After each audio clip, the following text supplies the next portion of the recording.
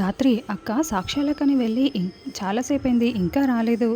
ఈ లోపల కాస్త కాఫీ పెట్టివ్వు ధాత్రి, ఇందాక తొందరలో కాఫీ తాగలేదు అని కేదార్ అనడంతో, కాఫీ మాత్రమే కావాలా స్నాక్స్ కూడానా అని ధాత్రి అంటుంది. స్నాక్స్ తీసుకొచ్చే లోపల లేట్ అవుతుంది కదా ధాత్రి, కాఫీ ఇస్తే చాలే అని కేదార్ అంటాడు. నీకు కాఫీ కావాలా కాఫీ అని ధాత్రి చిన్నగా కొడుతూ ఉంటుంది. ఆగు ధాత్రి, నేనేదో జోక్ చేశానులే అని కేదార్ అంటాడు. సాక్ష్యాలు కనిపించట్లేదు బాబాయ్ అని కౌశికి బాధపడుతూ ఉంటుంది. ఏందమ్మి ఇప్పుడు సాక్ష్యాలు పోతే పోయాయి, అయినా మా బాధను చూడలేక ఆ దేవుడే ఆ సాక్ష్యాలని ఇలా పోగొట్టినట్టు ఉన్నాడు. నువ్వు మాకు అన్యాయం చేస్తున్నావు కదా అని నిషి, వైజయంతి, యువరాజ్ అంటూ ఉంటారు. ఆ సాక్ష్యాలు ఎవరు కొట్టేశారో కానీ వాళ్ళకి థ్యాంక్స్ చెప్పాలి వదినా అని నిషి అంటుంది. ఏంటి కౌశికి మీకు ఏం అన్యాయం చేసింది? ఆ దేవుడు ఇలా చేశాడు అలా చేశాడు అంటున్నారు. మీ ఆస్తి ఏమైనా లాగేసుకుందా అని సుధాకర్ అరుస్తూ ఉంటాడు. అది కాదు బాబాయ్, జేడీకి ఎలాగైనా చెప్పుకోవచ్చు, కానీ జగదాత్రి నా మీద ఉన్న నమ్మకంతో జేడీకి నాకు సాక్ష్యాలు ఇచ్చి టెలికాస్ట్ అయ్యేలా చేయమని చెప్పింది. జగదాత్రి 20 ఏళ్ల కష్టాన్ని నేను నాశనం చేశాను బాబాయ్ అని కౌశికి బాధపడుతూ ఉంటుంది. అసలే ఆ జేడీకి కోపం ఎక్కువ, ఇప్పుడు మిమ్మల్ని అరెస్ట్ చేసినా చేస్తుంది అని వైజయంతి అంటుంది. పదత్తయ్య, ముందు ఏం జరుగుతుందో చూద్దాం అని నిషి వాళ్ళు కూడా అక్కడి నుంచి వస్తూ ఉంటారు. పదమ్మ, కౌశికి ఎక్కువసేపు ఇక్కడే ఉండకూడదు, వాళ్ళకి విషయం చెప్పాలి కదా అని సుధాకర్ అంటాడు. ఏంటి కౌశికి గారు, బయలుదేరదామా అని ధాత్రి కేదార్ అడుగుతూ ఉంటే, అది అది అని కౌశికి నసుగుతూ ఉంటుంది. ఏమైంది కౌశికి గారు, ఎందుకు మీరు అలా ఉన్నారు? సాక్ష్యాలు ఎక్కడా అని ధాత్రి కేదార్ నిలదీస్తూ ఉంటారు. సాక్ష్యాలు కనిపించట్లేదని చెప్పడంతో, అంటే మీరు పోయాయని చెప్తున్నారా? అసలు ఏం మాట్లాడుతున్నారు? మీపై నమ్మకంతో మేము మీ చేతిలో పెడితే మీరు ఇప్పుడు పోయాయని ఇంత తేలిగ్గా చెప్తున్నారు అని ధాత్రి అంటే, అసలు 20 ఏళ్ల కష్టాన్ని, ఒక పోలీస్ ఆఫీసర్ నిజాయితీని మీరు ఇంత తేలిగ్గా ఎలా పోగొడతారు అని కేదార్ కూడా నిలదీస్తూ ఉంటాడు. రేయ్, ఇప్పుడు నీ చేతులతోనే నువ్వు ప్రాణానికి ప్రాణంగా ప్రేమించే అక్కని అరెస్ట్ చేయవలసి వస్తుంది. ఇప్పుడు ఎలా అరెస్ట్ చేయవో నేను చూస్తాన్రా అని యువరాజ్ మనసులో అనుకుంటూ ఉంటాడు. నన్ను నమ్మి ఆ జగదాత్రి నా చేతిలో సాక్ష్యాలు పెడితే నేను మీ చేతిలో పెట్టాను, మీరేమో ఇంత సిల్లిగా పోయాయని ఎలా చెప్తున్నారు అని ధాత్రి నిలదీస్తూ ఉంటుంది. ఏంటి మీరిద్దరూ కూడా అలా రెచ్చిపోతున్నారు? మా వదిన ఏమైనా ఆ సాక్ష్యాలని డబ్బులకి అమ్ముకునిందా ఏంటి?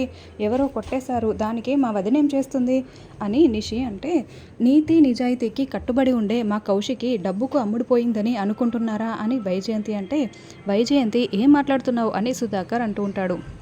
నువ్వు ఊరుకో అబ్బా, మరి వీళ్ళు మాట్లాడే మాటలు అలాగే ఉన్నాయి కదా అని వైజయంతి అంటుంది. ఇంట్లో లాకర్లో పెట్టిన ఆ సాక్ష్యాలు ఎలా పోయాయని మాత్రం మీరు నిలదీయకండి, మేము కూడా అవి ఎలా పోయాయని తెలుసుకునే పనిలోనే ఉన్నాము అని యువరాజ్ అంటాడు. మీరు ఒకసారి స్టేషన్కి రావాల్సి ఉంటుంది కౌశికి గారు అని ధాత్రి అంటుంది.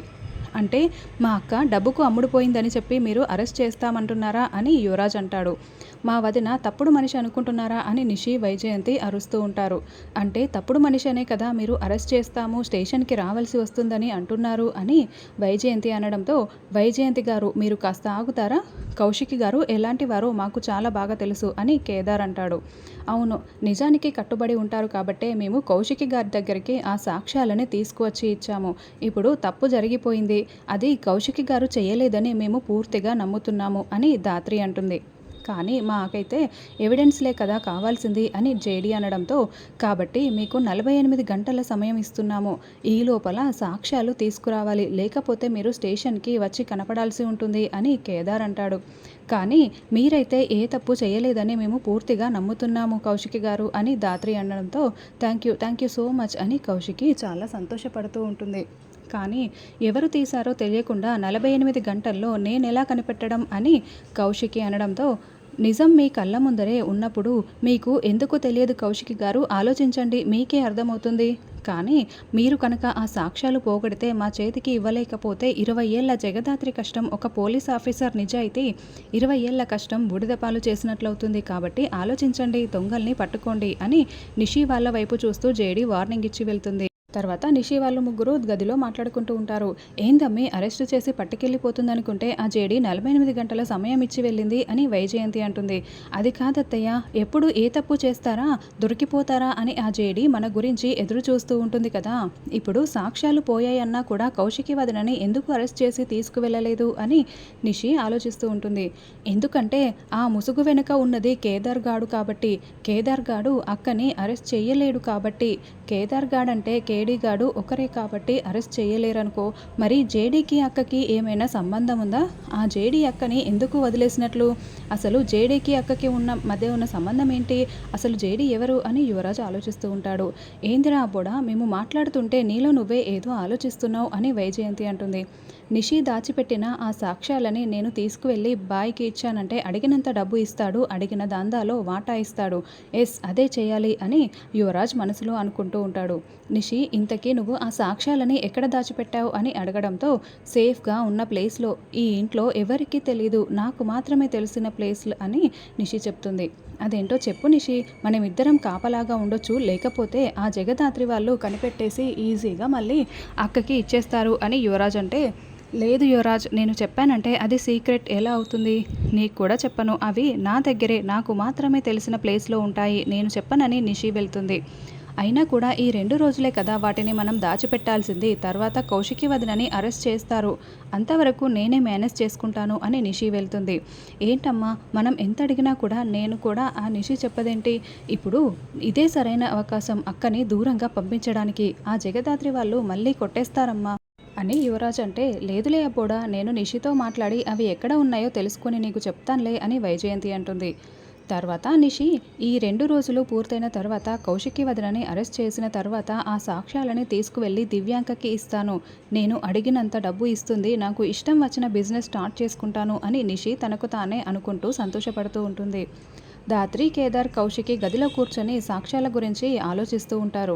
వదిన, ఆ లాకర్లో ఉన్న విషయం మీకు మాత్రమే తెలుసు, ఇంకెవరికీ తెలీదు, మరి ఎలా పోయినట్లు అని ధాత్రి అంటుంటే, అదే ధాత్రి, నాకు కూడా అర్థం కావడం లేదు, రాత్రి గదిలో నుంచి నేను బయటికి కూడా రాలేదు, ఏం జరిగిందంటే ఎవరో నాకు తలుపు కొట్టిన సౌండ్ అయితే నేను బయటికి వచ్చాను అని రాత్రి జరిగిన విషయం మొత్తం కౌశికి ధాత్రి వాళ్ళకు చెప్తూ ఉంటుంది.